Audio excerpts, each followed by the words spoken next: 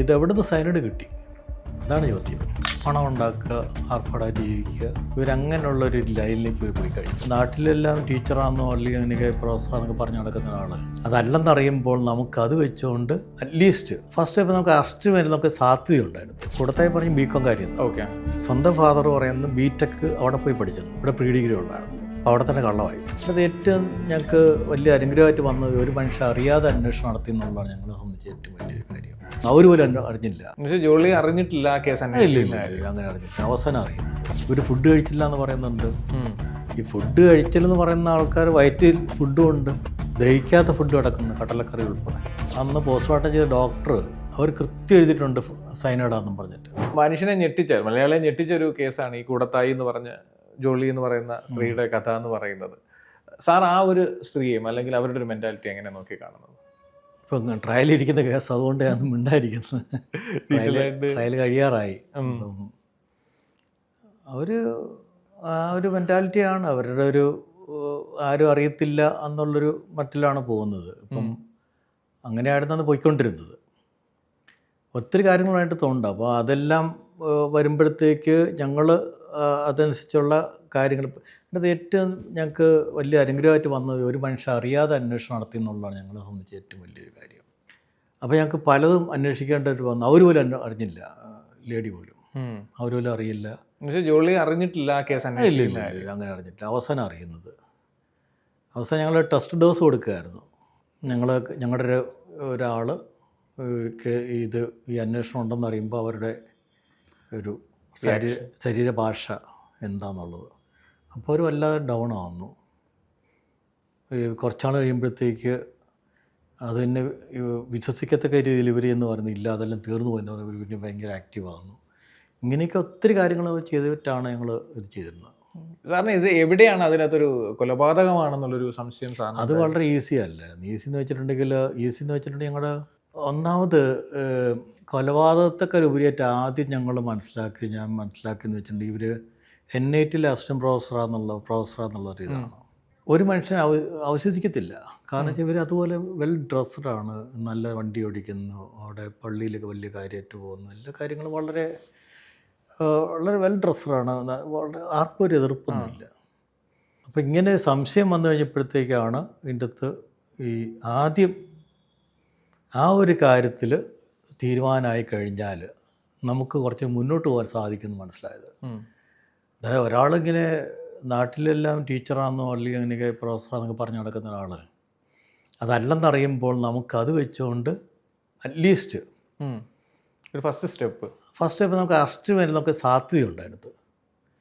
അല്ലെങ്കിൽ ഞങ്ങൾക്ക് ചോദിച്ചാൽ സാധനം പറയാൻ വയ്യാതെ വരും, കേസ് പിന്നെ മറ്റല്ലെങ്കിൽ. മനസ്സിലായോ? അപ്പോഴവിടെയാണ് നമ്മുടെ ജനങ്ങളുടെ ഒരു വലിയൊരു എൻ്റെ ഒരു സുഹൃത്ത്, ഇപ്പോൾ ആരുടെ ഞാൻ പറഞ്ഞിട്ടില്ല, എൻ്റെ സുഹൃത്ത് ഇവരുടെ നാട്ടിലുണ്ടായിരുന്നു. അപ്പോൾ അദ്ദേഹത്തോട് ഞാൻ പറഞ്ഞു ഇവരുടെ കുടുംബത്തെപ്പറ്റി ഒന്ന് അന്വേഷിച്ച് ഒന്ന് പറയാൻ പറഞ്ഞു. എന്താ സാറ് കാര്യം എന്ന് ചോദിച്ചാൽ ഞാൻ പറഞ്ഞില്ല, ഒരു ചെറിയൊരു കാര്യമുണ്ട്, അതാണ് ഈ ഇപ്പം ഒരു കാര്യം പറയുമ്പോഴത്തേക്ക് ജനങ്ങൾക്ക് നല്ല രീതിയിലുള്ള സെൻസ് ഉണ്ട് ഇതിനകത്ത്. ഇപ്പം എനിക്ക് പോലീസ് ഓഫീസർമാർക്ക് മാത്രമല്ല, നല്ല രീതിയിലുള്ള അവർക്കും ഉണ്ട് ഒരു നല്ല ഒരു നടത്താൻ പ്രാവീണ്യമുണ്ട്. അദ്ദേഹം മൊബൈലുമായിട്ട് പോയി ഇവരുടെ ആദ്യത്തെ വീട്ടിൻ്റെ അവിടെ പോയി കംപ്ലീറ്റ് എടുത്തു, വീഡിയോ എടുത്തു. അവിടെ അടുത്തുള്ള ആൾക്കാരുമായിട്ട് ഇയാൾ സംസാരിച്ചു, അത് കംപ്ലീറ്റ് ഇയാൾ റെക്കോർഡ് ചെയ്തു. അവരറിയാതെ തിരിച്ചു വന്ന് ഇപ്പുറത്തെ വീടിൻ്റെ അടുത്തു. അപ്പോൾ അതിൻ്റെ അടുത്ത് ഫാദർ ഒരു കാര്യം പറയുന്നുണ്ട്, ഉള്ള ബിടെക് അവിടെ പോയിട്ട് പഠിച്ചെന്ന് പറയുന്നുണ്ട്. ബിടെക് കൂടത്തായി വന്നിട്ട് പഠിച്ചെന്ന് പറയുന്നുണ്ട്. അപ്പം ഇവിടെ പറഞ്ഞ് ബികോം കാര്യം എന്നാ വീട്ടിൽ പറഞ്ഞിരിക്കുന്നു, ആലോചന വന്നപ്പോൾ. അല്ലല്ല, കൂടത്തായി പറഞ്ഞ് ബികോം കാര്യം എന്നാ. ഓക്കെ. സ്വന്തം ഫാദർ പറയുന്നത് ബിടെക് അവിടെ പോയി പഠിച്ചെന്ന്, ഇവിടെ പ്രീ ഡിഗ്രി ഉണ്ടായിരുന്നുള്ളൂ. അപ്പോൾ അവിടെ തന്നെ കള്ളമായി. അപ്പോൾ ആ മനുഷ്യൻ ഇത് അറിയുന്നില്ല. അപ്പം അവിടെ ഇവിടെയെല്ലാം പറഞ്ഞ് നിർത്തിയിരിക്കുന്നത്. അതിനുശേഷമാണ് ഈ പറഞ്ഞ സിസ്റ്റർ എന്ന പരാതിയുടെ കാര്യത്തിലുള്ള അന്വേഷണം കൂടുതൽ. അപ്പം പിന്നെ അവിടുത്തെ NIT പോയിട്ട് അവിടുത്തെ എല്ലാ കാര്യങ്ങളും അവരൊക്കെ ഭയങ്കര സപ്പോർട്ടായിരുന്നു. അവിടുത്തെ രജിസ്ട്രാർക്കാണെങ്കിൽ വലിയ സപ്പോർട്ടായിരുന്നു. ഒരു മനുഷ്യൻ അറിയാതാണ് അവർ അവിടുത്തെ കുറേ സ്റ്റാഫ് 1-2 ആൾക്കാർ ഈ ഡീറ്റെയിൽസും കൂടി തന്നത്. അവരെല്ലാവരെ പറ്റി അന്വേഷിച്ചു. ഞങ്ങൾ പ്രത്യേകം പറഞ്ഞിരുന്നു അവർ ഗസ്റ്റായിട്ട് വല്ലതും ആരെങ്കിലും വർക്ക് ചെയ്തിട്ടുണ്ടോ, അവരെ പറ്റി എടുക്കണമെന്ന് പറഞ്ഞിരുന്നു. ഇതെല്ലാം അന്വേഷിച്ചിട്ടാണ് അവർ ഞങ്ങൾക്ക് ലെറ്റർ എഴുതുന്നത് ഇങ്ങനെ ആളില്ല എന്ന് പറഞ്ഞിട്ട്. അപ്പോൾ ഞങ്ങൾക്ക് ധൈര്യമായി. അതിനുശേഷമാണ് ഈ പറഞ്ഞവരുടെ പരാതിയിലുള്ള കാര്യങ്ങൾ കുറച്ചിന് മുന്നോട്ട് പോയത്. അതിനകത്ത് കണ്ടെയ്നർ, അതായത് ഒരു സൈനൈഡ് നമ്മൾ കഴിക്കുകയാണെങ്കിൽ, ബാത്റൂമിൽ നിന്ന് കഴിക്കുകയാണെങ്കിൽ വെറുതെ ഇങ്ങനെ കൊണ്ടുപോയിട്ട് ഇങ്ങനെ എടുക്കാൻ പറ്റത്തില്ല. ഒരു കൊണ്ടുവരുന്ന സാധനം കാണും, കണ്ടെയ്നർ കാണും, എന്തെങ്കിലും സാധനം കാണും, ഒരു കൂടിൻ്റെ അകത്തായിരിക്കും ഹാൻഡിൽ എന്ത് സാധനം. ആ സാധനം എവിടെയെങ്കിലും ഇല്ല, ഇത്രയും കാലവും കഴിഞ്ഞു. അല്ല മഗസറിലില്ല, ഒരിടത്തും ഇല്ല. ആ സാധനം അങ്ങനെ സാധനമേ ഇല്ല. ഓക്കെ, സൈനൈഡ് ആയിട്ട് ചെല്ലുകയും ചെയ്തിട്ടുണ്ട്. പിന്നെ അങ്ങനെ സൈനൈഡ് അവിടെ എത്തി.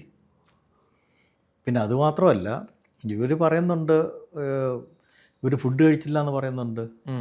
ഒരാൾ പറയുന്നത് ഫുഡ് കഴിച്ചെന്നും പറയുന്നുണ്ട്, അടുത്ത സുഹൃത്തുണ്ട് പറയുന്നത് ഫുഡ് കഴിച്ചെന്നും പറയുന്നുണ്ട്. ഓക്കെ, ഈ ഫുഡ് കഴിച്ചില്ലെന്ന് പറയുന്ന ആൾക്കാർ വയറ്റിൽ ഫുഡും ഉണ്ട്, പോസ്റ്റ്മോർട്ടത്തിന് ദഹിക്കാത്ത ഫുഡ് കിടക്കുന്നു, കടലക്കറി ഉൾപ്പെടെ.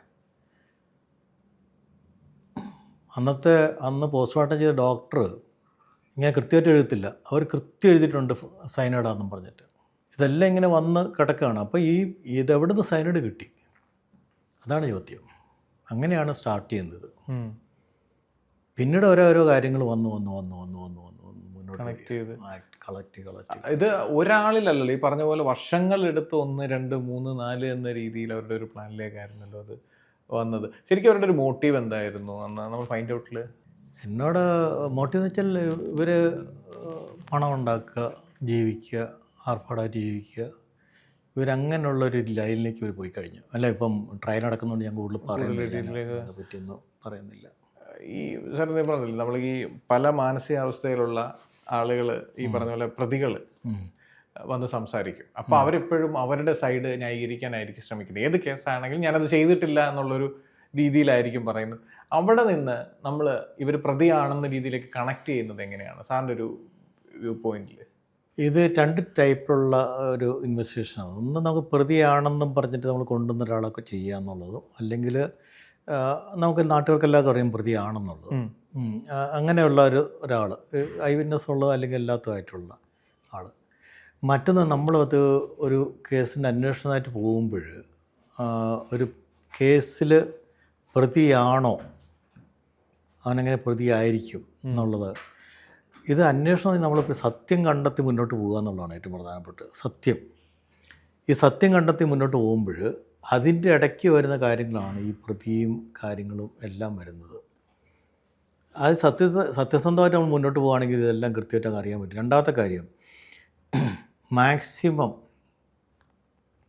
ഇദ്ദേഹത്തിൻ്റെ അന്നത്തെ കാര്യങ്ങളെടുത്ത് കയ്യിൽ നമ്മൾ വെച്ചിരിക്കും, എല്ലാ കാര്യങ്ങളും. അപ്പം നിങ്ങൾ തന്നെ ഇവിടെ രാവിലെ വന്നോ അല്ലെങ്കിൽ ഇത്ര കഴിഞ്ഞ് വന്നോ, ഇന്നത്തെ ദിവസത്തെ നിങ്ങൾ ഈ ദിവസം ഇവിടെ വന്നിട്ടുണ്ടെങ്കിൽ നിങ്ങൾ ഇതിനു മുമ്പ് എവിടെ പോയിരുന്നു, നിങ്ങൾ ആരൊക്കെ കണ്ടിരുന്നു, അല്ലെങ്കിൽ നിങ്ങൾ ആരൊക്കെ സംസാരിച്ചിരുന്നു.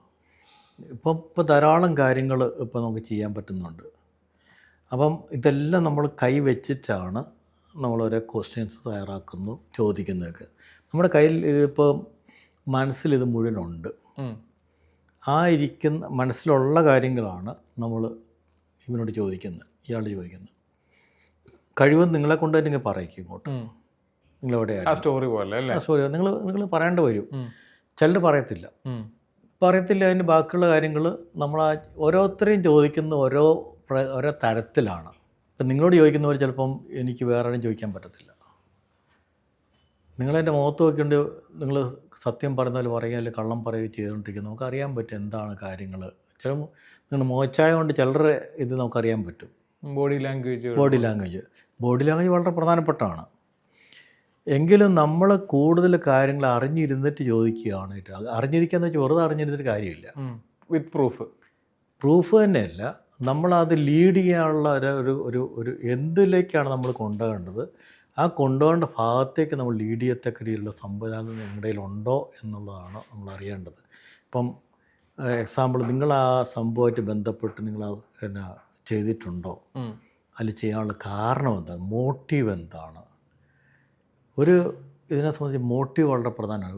വേറെ ഇപ്പോൾ നമ്മൾ ചെയ്യുമ്പോൾ ഒരു മോട്ടീവ് വളരെ വളരെ പ്രധാനമാണ്. എന്തുകൊണ്ട് ഇത് ചെയ്തു അപ്പോൾ ഇത് എന്തുകൊണ്ട് ചെയ്യുമെന്ന് പറഞ്ഞാൽ ഇപ്പം ചിലർ ചോദിക്കാൻ പറഞ്ഞു എനിക്ക് ഇതിനകത്ത് യാതൊന്നുമില്ല, എനിക്കെന്താ ഒന്നുമില്ല എന്ന് പറയുമ്പോൾ നമ്മൾക്ക് പറയേണ്ടി വേണം, നമ്മൾ പറയണം എന്നൊക്കെ അങ്ങനെയല്ല, ഇന്ന കാര്യം എന്നൊക്കെ ഉണ്ട്, അന്ന് ഇത് പോയില്ലേ, എന്നിട്ട് എന്തായി, അവിടെ അവർ പാളുന്നല്ല, എന്നാലും എന്തെങ്കിലും പറയും അവർ.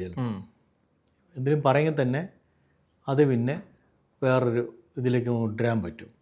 അത് ഒരേ ഇൻസിഡൻ്റ് അനുസരിച്ചിരിക്കും. അത് ഡിപ്പെൻസ് ഓഫ് കേസാണ്. കേസ് സാർ, നമ്മൾ എപ്പോഴും ഈ നുണ പരിശോധന എന്ന് പറയുന്ന ഒരു സംവിധാനത്തിലേക്ക് എത്തുന്നത് ഒരു കേസ് ആയി അല്ലെങ്കിൽ ബന്ധപ്പെട്ട് ഏതൊരു സാഹചര്യത്തിലാണ്? ഈ നുണ പരിശോധന എന്ന് പറയുന്നത് നമുക്ക് ചില സംഭവങ്ങൾ നമ്മൾ ചെയ്യേണ്ടി വരും. അതായത് നമുക്ക് തോന്നുകയാണ് ഇയാൾ പറയുന്നത് കംപ്ലീറ്റ് കള്ളമാണ് തോന്നുകയാണെങ്കിൽ, ചിലപ്പം കള്ളമല്ല എന്ന് തോന്നുകയാണെങ്കിലും കള്ളമല്ല എന്ന് തോന്നുന്നു, രണ്ട് കാര്യത്തിൽ നമുക്ക് നുണ പരിശോധന ചെയ്യാം. പക്ഷെ അതിനകത്ത് കൂടെ ക്വസ്റ്റ്യൻസ് നമ്മൾ വളരെ പ്രധാനപ്പെട്ടാണ്, ക്വസ്റ്റ്യൻസ് തയ്യാറാക്കും വളരെ പ്രധാനപ്പെട്ടാണ്.